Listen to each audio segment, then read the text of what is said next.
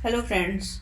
तो क्या आप कल्पना कर सकते हैं कि भारत की सबसे भरोसेमंद कंपनियों में से एक, जहां काम करना लाखों युवाओं का सपना है, वहां से एक ऐसी खबर सामने आएगी जो आपकी रूह कंपा देगी। हम बात कर रहे हैं टाटा कंसल्टेंसी सर्विसेज यानी टीसीएस के नासिक यूनिट की। दिन है 25 मार्च 2026, जब नासिक शहर के देवलाली कैंप पुलिस स्टेशन में अचानक एक दिन लड़की आती है। आईटी इंडस्ट्री के जाने माने नाम टीसीएस में काम करने वाले दानिक शेख के खिलाफ कंप्लेन करने। लड़की का कहना है कि साल 2022 में जब वह ग्रेजुएशन कर रही थी, उस दौरान उसकी मुलाकात दानिक शेख नाम के एक लड़के से हुई।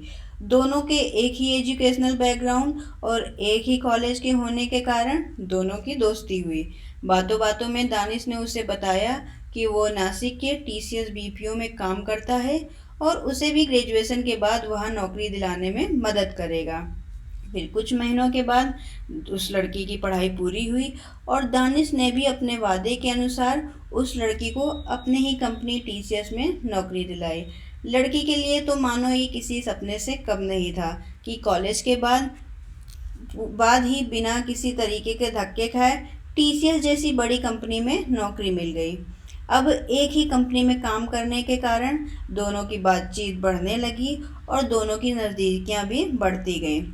एक दिन मौका पाकर दानिश ने उस लड़की से अपने प्यार का इजहार किया। पहले तो उस लड़की ने इन सब से इनकार किया, मगर दानिश तो पहले ही उसे नौकरी दिलाकर उसके सामने एक अच्छी इमेज बना चुका था, जिससे वो लड़की उसके जाल में बहुत ही आसानी से फंस गई। अब दानिश उसे नासिक के आए दिन नए नए होटल्स में ले जाता था, उसे शादी का झांसा देकर उसके साथ शारीरिक संबंध बनाता था। इतना ही नहीं, वो धीरे धीरे लड़की के धर्म के देवी देवताओं का मजाक बनाता था, उसे धर्म बदलने को कहता और बुर्का पहनने पर भी मजबूर करता था। वो लड़की जो उस लड़के के जाल में फंस चुकी थी, उससे शादी की उम्मीद में उसकी हर बात मानने लगी। अब वह घर से सिर ढक के निकलती थी और कभी कभी तो नमाज भी पढ़ने लगी। जब उसके घर वालों ने उससे इस बदलाव का कारण पूछा तो हर बार वो एक नया बहाना बना देती थी। मगर कहानी सिर्फ इतनी ही नहीं थी। बाद में दानिश ने अपने ही ऑफिस के फ्रेंड के तौसीफ अख्तर को उसके और उस लड़की के संबंधों के बारे में बताया। फिर तौसीफ ने भी उस लड़की का फ़ायदा उठाने की कोशिश की। अब तौसीफ भी उसे बार बार ब्लैकमेल करता था, अपने साथ संबंध बनाने को कहता था, उसे कैंटीन हो या वर्क प्लेस, उसे हर जगह गलत तरीके से छूता था। मगर कहानी तब बदलती है जब अचानक एक दिन फरवरी 2026 में उस पीड़िता के पास एक महरीन नाम की महिला का फ़ोन आता है, जो उसके और दानिश के बारे में पूछती है। बात करने पर पता चलता है कि फ़ोन करने वाली महिला कोई और नहीं बल्कि उसकी पत्नी ही है। यहाँ तक कि उसके 2 बच्चे भी हैं। यह सुनने के बाद तो उसके पैरों तले ज़मीन ही खिसक जाती है। वो लड़की जब दानिश से उसकी बीवी और उसके बच्चे के बारे में पूछती है तो इस बात को दानिश बहुत ही आसानी से मान लेता है और साथ ही कहता है कि उसका उस लड़की के साथ शादी करने का कोई भी इरादा नहीं था। यह सब तो बस उसने उसके साथ सोने के लिए किया। यह सब सुनने के बाद वो पीड़िता अपने साथ हुए इस छलावे से बाहर निकल ही रही थी कि अब दानिश ने भी उसके साथ सेक्सुअल अब्यूज़ करना शुरू किया, उसे अभद्र कमेंट्स करने लगा। इन सब से परेशान होकर उस लड़की ने जब इस बात की शिकायत अपने ऑफिस में की तो उस पर कोई भी एक्शन नहीं लिया गया।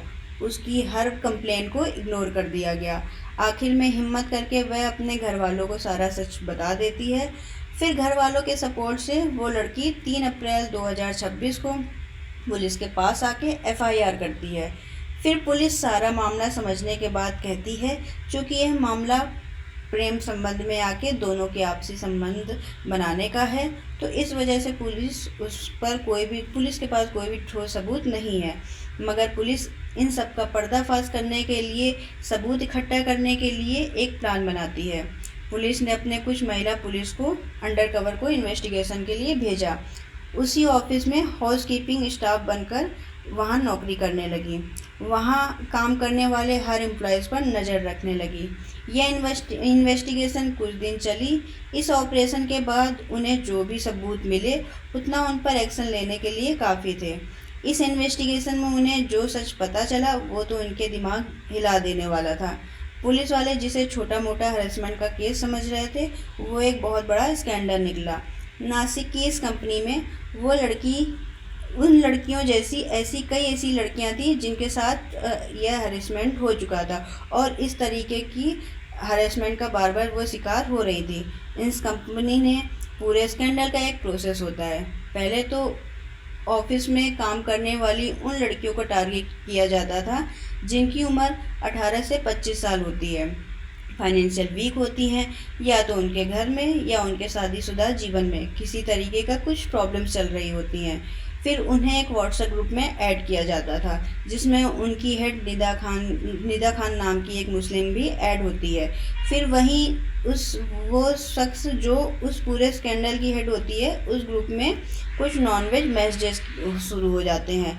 उनके धर्म को लेकर नए नए मजाक बनते हैं। जो लड़कियां उन मैसेजेस का रिस्पॉन्स कर देती हैं, जैसे कभी इमोजी भेज दी, कुछ कमेंट कर दिया या उनका रिप्लाई कर दिया, फिर उनको एक नए ग्रुप में ऐड कर दिया जाता था।